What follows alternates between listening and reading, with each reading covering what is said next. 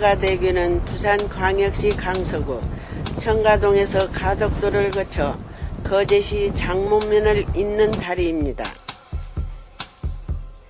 2010년 12월 14일 개통되었고 총 길이 3.5km의 2개의 사장교와 3.7km의 침매터널, 1km의 육상터널로 이루어져 총 길이는 8.2km에 달합니다. 거가대교를 포함한 거가대로의 개통으로 부산 거제 간 통행거리는 기존 140km에서 60km로 통행시간은 기존 130분에서 50분으로 단축되었습니다.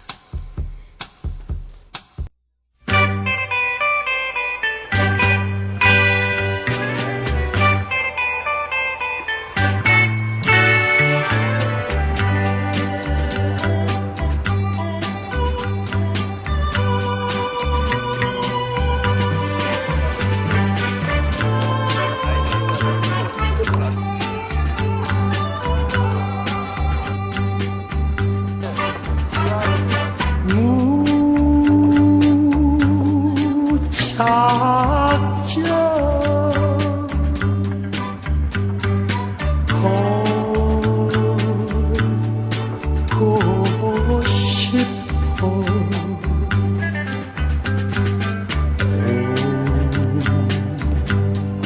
고요한 순간에서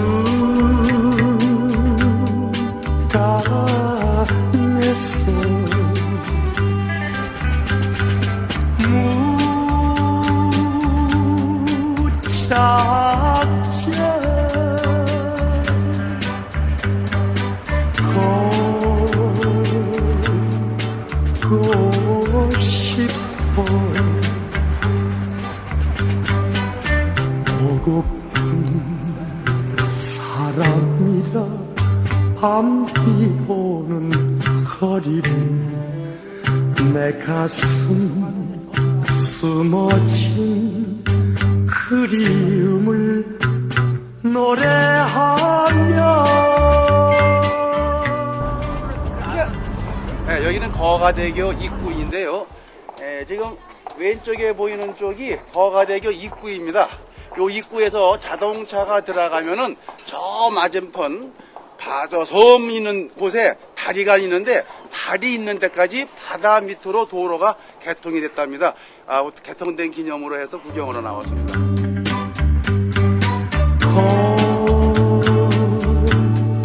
걷고 싶어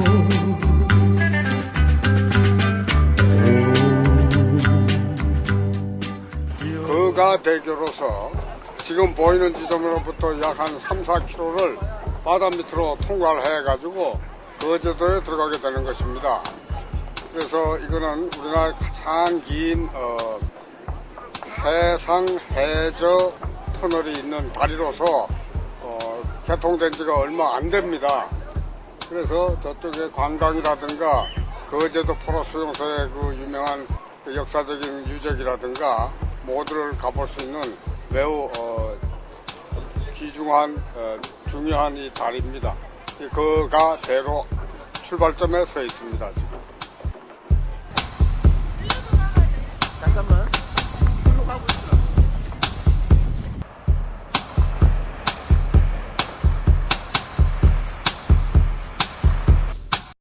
침매터널은 한국마음 크기의 초대형 함체 18개를 바닷속에 가라앉혀 차례로 연결시킨 해저터널입니다. 입구에 있는 터널로서 바다 밑에 있는 다리가 아니고 터널로서의 세계에서 가장 깊은 곳이라고도 합니다. 해저터널로 들어서면 영화에서 보는 것처럼 유리관 밖 바닷물과 물고기가 보이는 것이 아니라 그냥 평범한 터널 같아서 해저터널인지 아닌지 별다른 점을 느끼지 못합니다. 단지 터널 천장에 수심 48m라는 문구를 보면서 이건 해저터널이지 하고 생각을 하게 됩니다. 터널을 지나면 바다 위에 놓여있는 웅장한 다리를 만나게 됩니다. 찾아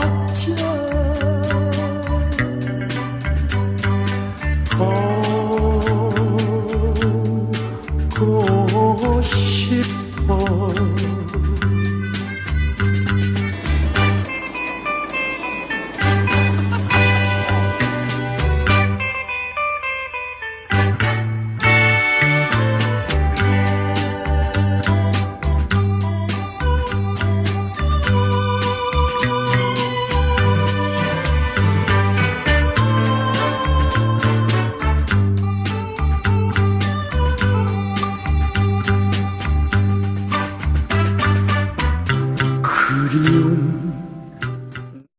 터널과 다리를 지나고 나면 거제도가 눈앞에 나타나는 시간은 50분 만에 거제도에 도착합니다.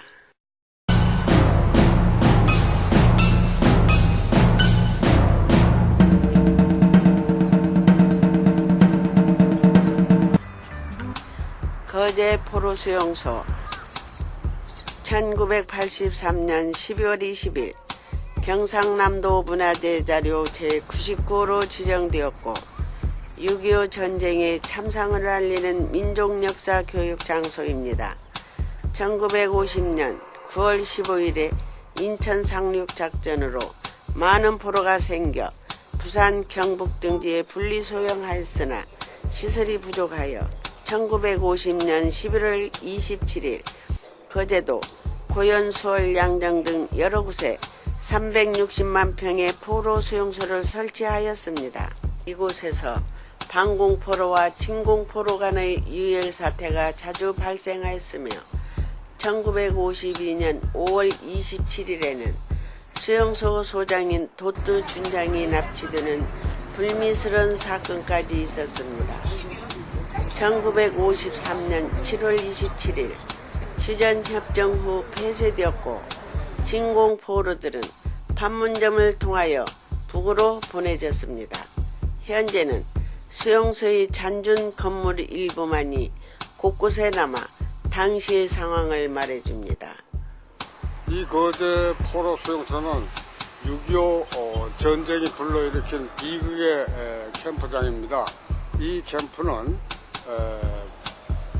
인민군으로 남침하였던 인민공화국의 군대 중에 그 공산주의를 반대하는 반공 인민군을 갖다가 수용한 곳입니다. 그런데 반공만이 아니라 모든 인민군이 여기 들어와서는 북한을 지지하는 척 또 남한을 지지하는 척 두 표로 나뉘어가지고 극렬한 싸움을 했어요. 그래서 그 전쟁으로 유명했고 심지어 여기에 그 미국 군인이 소장이었는데 북한을 지지하는 측에서는 그 미국 포로 수용 소장까지 포로로 감금을 하고 문제를 일으켰던 아주 6.25 전쟁 사상에 재미있는 또는 기이한 이런 수용소입니다. 더 중요한 것은 이승만 대통령이 그 당시에 여기서 반공포로로 있었던 사람들을 무조건 석방을 시켜버렸습니다. 그래가지고 전 세계가 깜짝 놀랐습니다. 포로를 갖다가 임의로 석방을 시킨다는 건 있을 수 없는 얘기거든요. 그러나 그 반공 인민군들은 사실은 우리 국민이고 다 남한 정부를 갖다 지지하는 사람들이기 때문에 내용적으로는 틀림없는 사람들이죠. 그래서 단호하게 조치를 내려서 이승만이가 반공 포로 석방을 한 곳으로도 유명합니다. 그리고 남은 사람들은 전부 1953년 그 정전회담이 된 이후에 포로 교환할 때 전부 북한으로 송환이 됐습니다. 그런 비극을 아는, 우리 역사의 비극을 아는 장소 중에 하나를 오늘 보게 되겠습니다. 한국전쟁 중 유엔군의 포로가 되었던 공산군을 수용하던 장소입니다.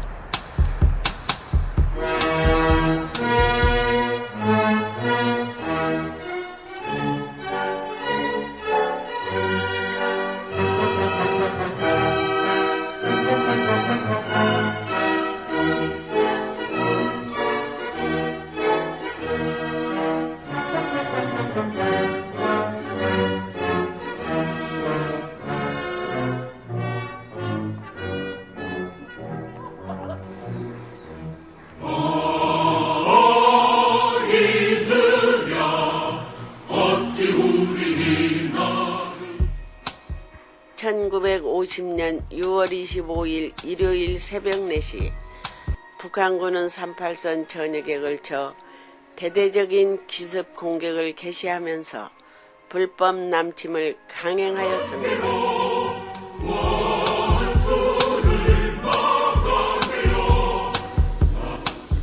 1950년 10월 19일 야간에 중공군 선도부대 12개 사단이 압록강을 도강하면서 중공군의 개입이 시작되었고 중공군의 총 병력은 18개 사단 26만여 명이 되었습니다.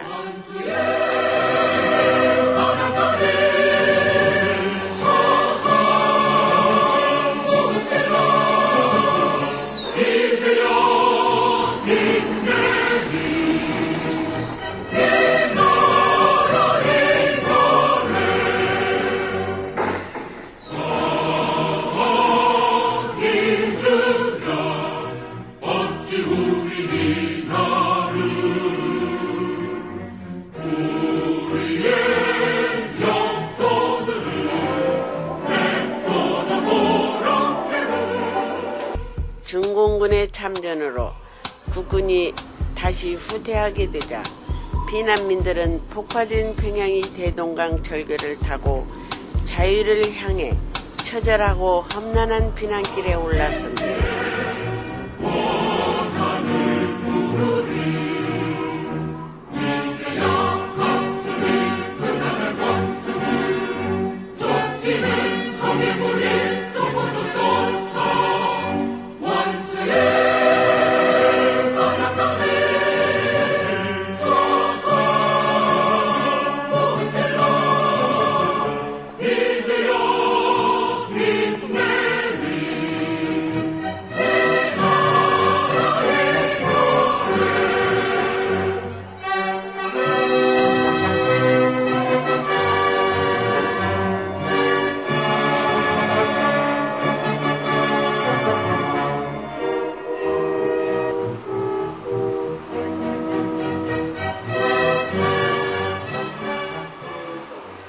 한국전쟁 중 유엔군의 포로가 되었던 공산군을 수용하던 장소입니다.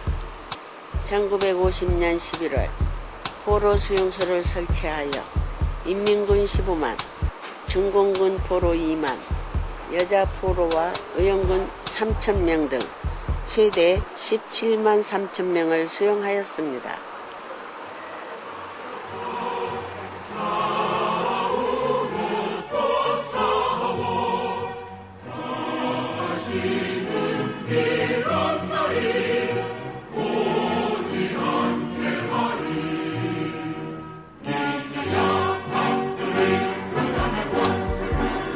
거제도 포로 수용소의 모습을 디오라마로 표현해 놓은 이곳은 당시 포로들의 모습을 실사 그대로 꾸며져 있었습니다.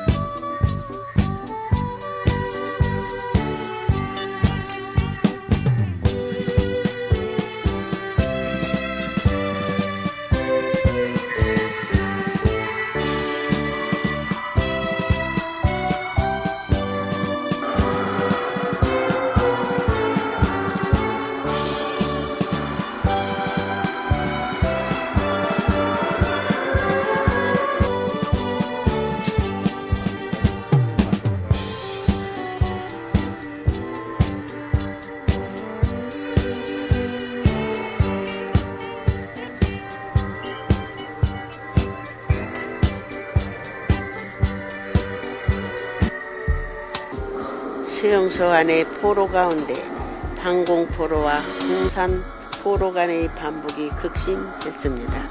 이유는 유엔군 측이 1949년에 체결된 제네바 협약의 송환 원칙을 위반하고 포로들에게 봉국 귀환을 포기시키려고 협박과 고문을 하자 공산포로들은 격렬하게 저항했고 이 과정에서 수많은 사상자가 발생했습니다.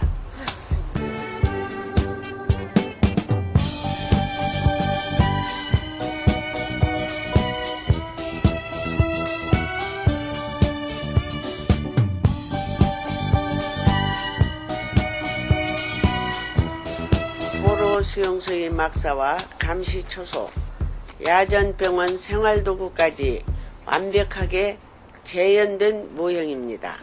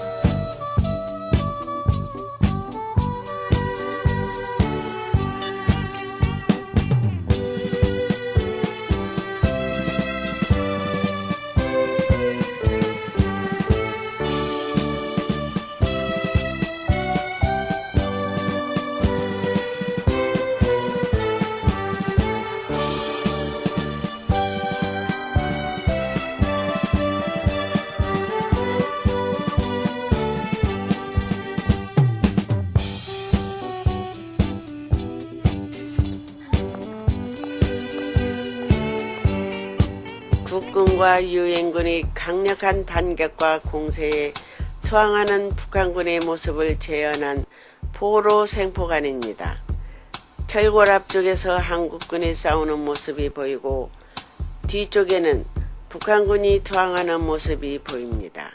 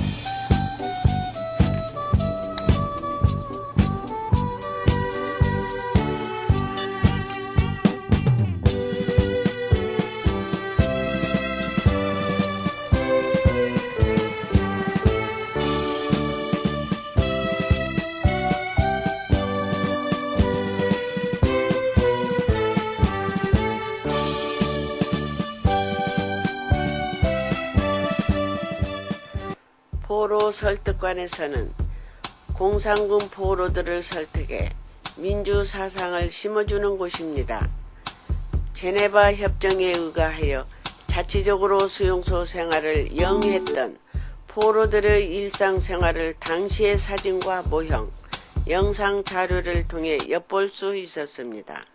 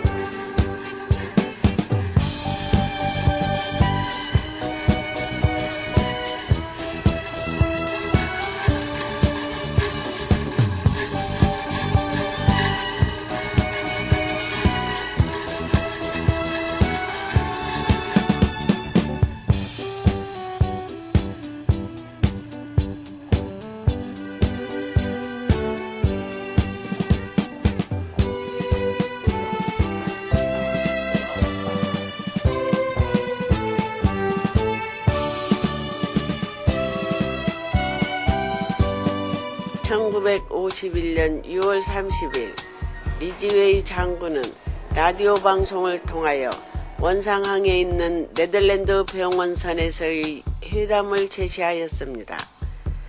1951년 7월 개성에서 본 회담을 시작하였고 1953년 7월 27일 비로소 판문점에서 유엔군 사령관과 공산군 북한과 중공군 사령관의 휴전이 조인되었습니다.